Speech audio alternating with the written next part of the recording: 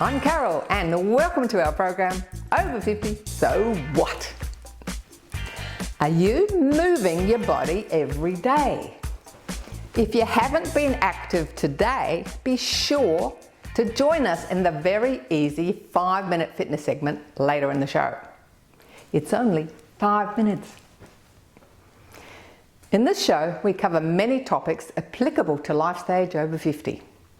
Today, we learn about eligibility for voluntary assisted dying, which may help loved ones pass more peacefully. And later in the show, we have fun at a street art festival. We see world-class street artists in action and chat to the amazing artist Adnay.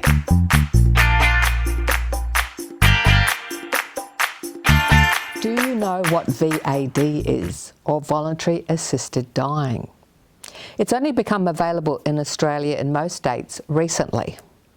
And now people with a terminal illness have the opportunity to pass peacefully with dignity. Go Gentle empowers and enables people to choose the end-of-life care which is right for them. And that includes voluntary assisted dying. To be fully in control and to have, I haven't said this before, but I've said it a few times today, wrung every drop out of her life. How can you be sad?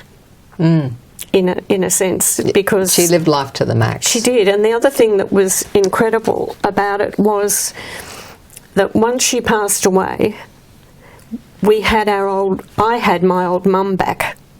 I didn't have, because it was my memory.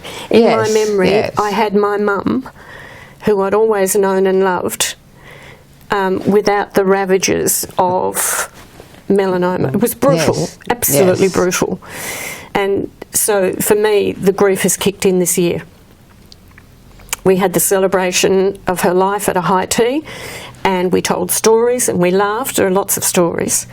It's a very different experience when you actually know when someone's going to die. And it's hard to put in words, but I know of doctors who have accessed VAD for, the husband or the wife, and for whom it was absolutely what they wanted, but who said this is just so different to someone having a terminal illness and passing away. You don't know when that's going to happen, but when you actually know when it's going to happen, presents a whole different set of problems. And I was going to be going away of necessity to have a break from everything, and Mum was talking about, well, shall I do it before you go, or shall I do it when you come back? I just said, Mum, that's your call. That's your call. So it's a horrible thing for some. I mean, it wasn't. No, but she obviously had a fantastic sense of humour. Oh, yes, she did. She did. Yeah, and we've had a sense of humour on the way through. I mean, when the first melanoma was discovered, that was where that surgery was. There was a piece of foam sewn in with silk thread on her forehead, and I said to her, I used the surgeon's name, and I said, did Brett say that there was any sign of a brain in there? But yes, we did laugh. And she always said with the committee work that she did for many, many years, I've never wanted to be one-eyed in a situation. I remember saying, well, you are now.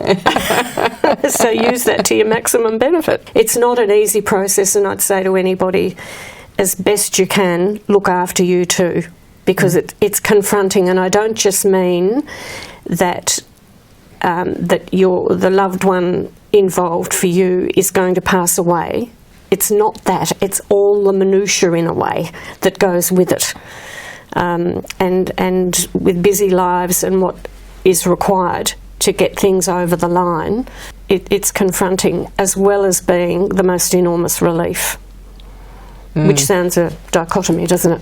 Yeah, well, but the great thing is you mentioned that people get training around it too, Oh, yes, because it's such a new circumstance, Yes, well, relatively new. Yes, yes. And so people getting used to the concept and being more accepted in society and understanding the process and understanding how you might feel and how the people around Yes. might feel. Yes, and afterwards there was counselling for the staff and people involved, for me too, if I wanted that, which was wonderful. I mean, there's just nothing that I could fault.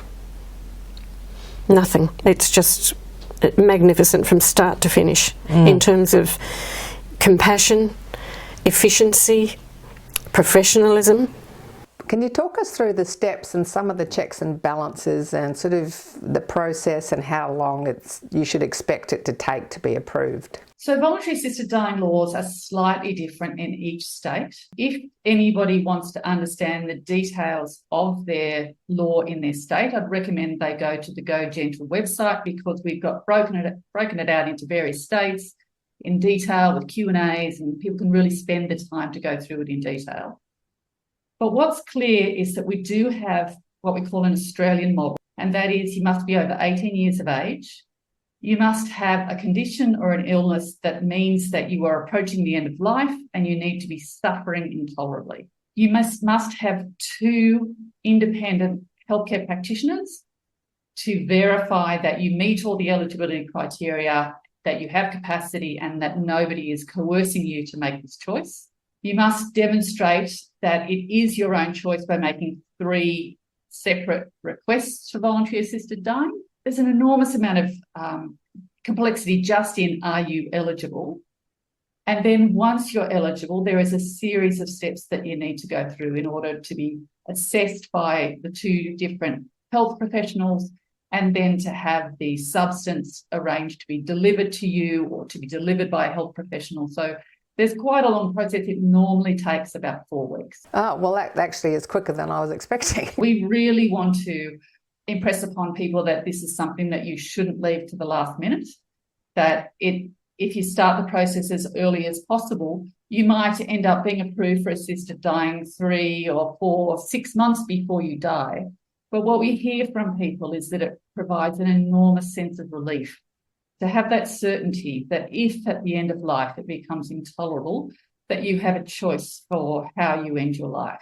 There is no harm done by starting the process early, getting approved, and then having the substance ready for you if and when you choose to take it. So the 4 special women who were with her that day came back here, and we had sandwiches, passion fruit cream sponge, which was her favourite, some Bollinger, and of course cups of tea, and using some of her beautiful china. So lots of memories of her by an open fire. She wanted me there, and I'd always done everything she wanted.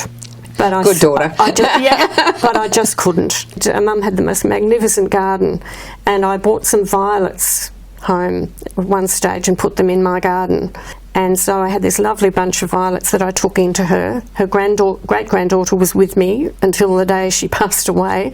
So Gia had made gorgeous little collages on like a silver card. So in one hand, Mum had my violets, and in the other hand, she had Gia's little collages. So we were with her. Oh, we beautiful. were with her. Now, there'll be lots of people today that can relate to what you've been talking about. They're experiencing it with loved ones as we speak. So do you have any words for them? Just push through as hard as you can and contact Go Gentle Australia. Yes, Go Gentle has so many resources out there for the whole of Australia. There's education and all sorts of things. And there's lots of other stories like Bonnie's on there too, so people can get a real understanding of the process. Absolutely. But it's the greatest gift. Yes. Can I give you a hug?